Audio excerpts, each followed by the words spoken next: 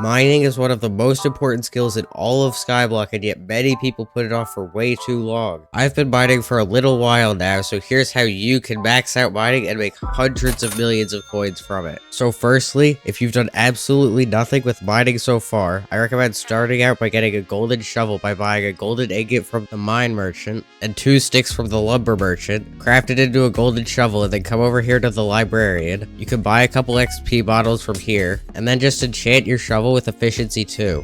Now head over this way to the farming islands and over to the desert settlement, and then you can just mine sand until you get mining 12, and then you can sell your sand to Bazaar for a decent profit. Now with that money you can buy 10 enchanted lapis, 10 enchanted redstone, and 10 enchanted coal. Head over to the gold mine, and then the deep caverns. Explore this area and try and head down as far as you can until you find Reese, and then talk to him and give him the items. And then, you'll unlock the Dwarven Mines for the first time. Now you've unlocked Heart of the Mountain, which means you can really start your mining journey. You're currently Heart of the Mountain Tier 1, so this means you have a token of the mountain to spend. Put your token of the mountain into mining speed, and all of the mithril powder that you get should go into this perk for now.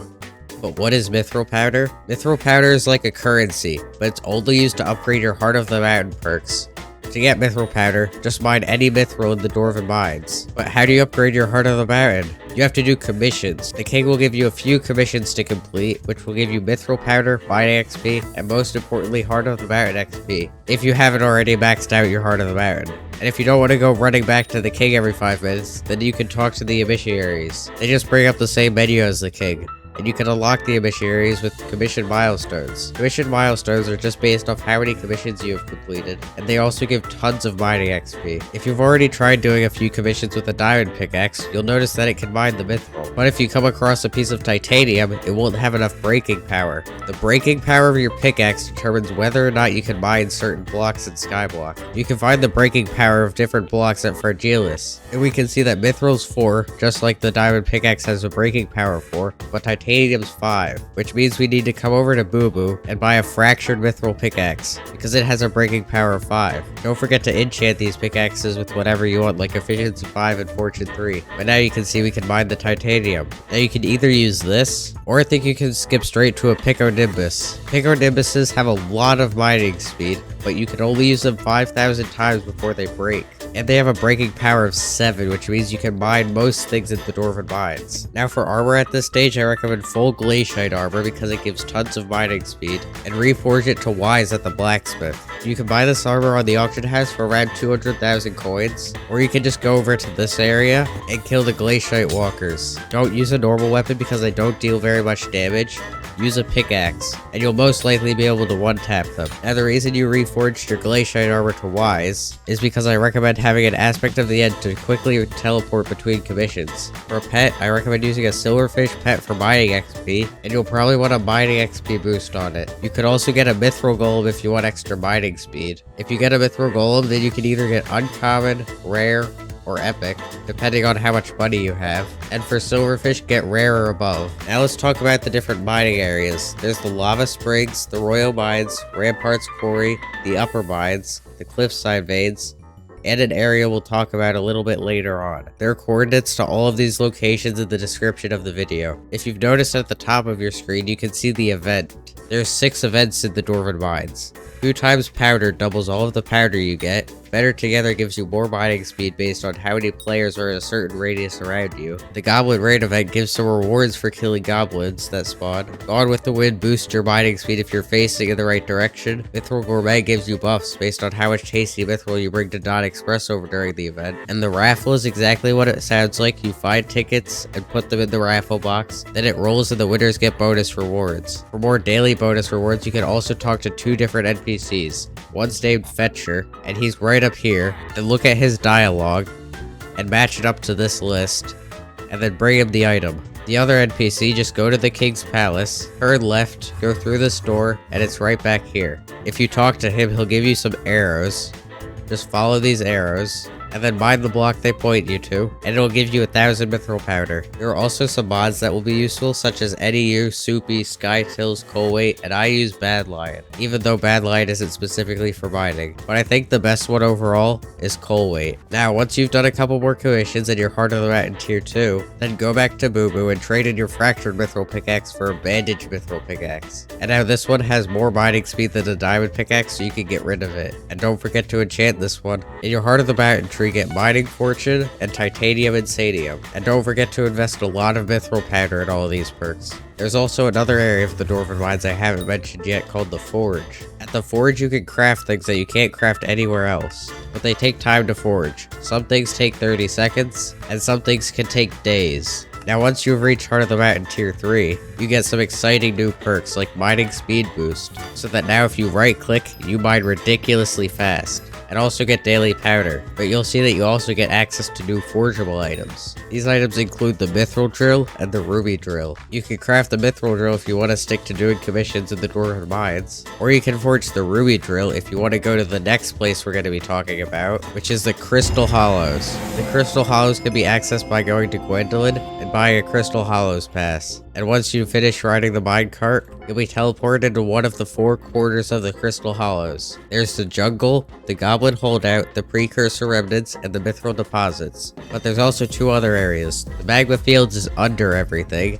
and the Crystal Nucleus is at the very center. There's also other areas that can spawn, such as the Goblin King and Queen's areas of the Goblin Holdout, the Jungle Temple in the jungle, the Precursor City and the Precursor Remnants, the Mines of Divine and the Mithril Deposits, the Khazad-dûm and the Magma Fields, the Fairy Grotto can spawn anywhere, and the Dragon's Lair can spawn in the Mithril Deposits. You can also now do something called Skatha Mining, which is where you just dig in a 1x2 hole like this for as long as you want, and there's a small chance for a Skatha to spawn, and that Skatha has a small chance to drop a Skatha pet, which is worth just a little bit of money. And you can mine gemstones now, but you won't be making very much money from it. So I'll talk about them a little bit later on. And you can also do commissions here since there's an initiary. But another big thing here is nucleus runs. So basically there's a crystal for each section. You can get the amethyst crystal by entering the jungle temple and doing some parkour, the amber crystal by bringing goblin eggs to the king, and then quickly running over to the queen and grabbing the crystal. Sapphire by bringing all the automaton parts to the Precursor City and giving them to the NPC there. Jade by finding all of the tools with the metal detector in the Mines of Devon. And Topaz by killing Balin the Khazad-dûm. Once you've placed all these crystals, tons of items will spawn here and you can pick them all up. And some of them could be worth an insane amount of money. And you also have access to new armor sets now, such as Yogg Armor and Hardstone Collection. But if you have tons of money, then you can get Sorrow Armor. And make sure to put gemstones in the gemstone slots at the NPC near Fragilis. And now that you have a basic understanding of how the Heart of the Mountain works, you have 2 options. You can either do your daily commissions every day, which gives you a massive bonus in Heart of the Mountain XP, or you can do as many commissions as you possibly can until you lose all sanity. I did a bit of both methods. Now once you're at Heart of the Mountain 4, get Efficient Miner, invest as much powder as you possibly can into this because this will be amazing. And you can also get Quick Forge, which does make the forge go a little bit faster, and get Quick Forge so that once you're Heart of the Mountain tier 5, you can get Picobulus, and you can spend your other token of the mountain on whatever you want, I guess. Probably Seasoned Mineman for more mining wisdom, but Picobulus doesn't give you a mining speed boost. All you do is right click, and then all the blocks just vanish. Now once you're in Heart of the Mountain tier 6 to 7, you have access to some much better tools and armor. If you're poor, then stick to Sorrow Armor, but you can also get a Gemstone Gauntlet. It's very cheap for what it is. It's only 15 million coins at base, and then you can upgrade it and put some gemstones into it. But if you really have some money to spend, then you can get a titanium drill, preferably the X655. This is one of the best mining tools in the game, only topped by the Devon's drill, which costs just a little bit, but it is pretty good. And whatever mining tool you use, at this point I recommend getting the compact enchant because it gives more mining wisdom and a chance to drop an enchanted item. And now it's time to start powder mining. This is the heart of the mountain tree you should go for. Go for mining speed, enough that you can instantly mine hardstone with a jungle pickaxe. The reason you want to use a jungle pickaxe is because it gives a chance to drop sludge juice. And sludge juice sells for a lot on Bazaar. In the gemstone powder section, make sure to go for Great Explorer and Bowl. These are the two most important perks when powder mining. Now that you're all set up to powder mine, go anywhere in the jungle biome, and then go mine hardstone. And when you find these chests, hover over the little particles, and then you'll get some powder. Now this is going to be a really long grind, so buckle up. And around this time, maybe even a bit earlier, you're going to want to get some mining equipment. You want preferably a rift necklace, but any epic necklace will work. An ancient cloak, a black belt, but any epic belt will work, and a vanquished glowstone gauntlet. And I think the current best reforge is glistening. Now once you have at least 4 million of each powder type, but preferably more like 11 to 12 million gemstone powder, and you have Heart of the Mountain 7, you're finally ready to gemstone mine. Firstly, let's go over ruby mining. Ruby mining is generally the most consistently best for money, so for a budget setup, I recommend having full sorrow armor, reforge it to jaded, and put either full or mostly perfect gemstones in it. Also get a gemstone gauntlet with perfect topaz, amber, and jade. Put all the basic enchants on it, but also put pristine 5 on it. Now for the best setup, you'll want full max Divan armor, and either a titanium drill 655 or a Divan drill. You'll also need a battle pet, because that makes you immune to the heat of the magma fields, and it buffs all stats by 15%. For ruby mining, this is what your Heart of the Mountain tree should look like. For mithril powder, max fortunate, then split your powder between mining speed and mining fortune.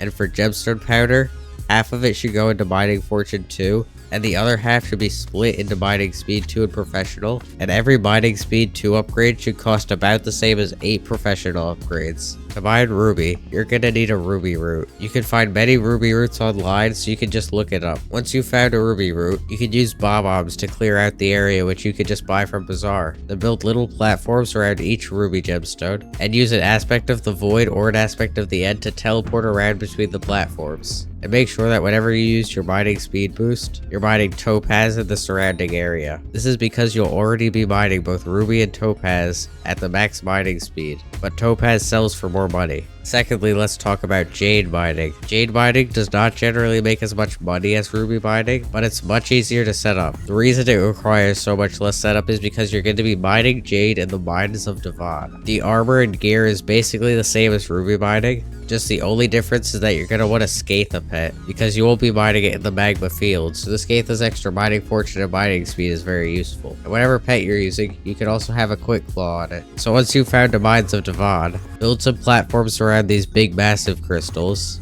and then when you mine, make sure you're only mining the blocks, not the panes, because the blocks give more gemstones than the panes. Now if you just want to get mining 60 as fast as possible, then head over to the precursor remnants and mine all the mithril crystals here. There's tons of them everywhere, and you can also find roots for this online. So just use whatever setup you have and a level 100 legendary silverfish, and it gives a ridiculous amount of mining XP. Don't forget to use a god pot and a booster cookie while doing this. And also have the Picobulus ability, because if you throw your Picobulus at a big crystal, it'll just mine out almost the entire thing instantly. I'm pretty sure that's the fastest way to get mining XP. So to recap at this point, you should have full max or nearly max Divan armor, at the least a gemstone gauntlet, but preferably a titanium drill 655 or Divan's drill, and possibly a Skatha pet. So now if you're Heart of the Mountain 7, you're finally ready for the next and last area of your mining journey, which is the Glacite Tunnels. So to get to the Glacite Tunnels,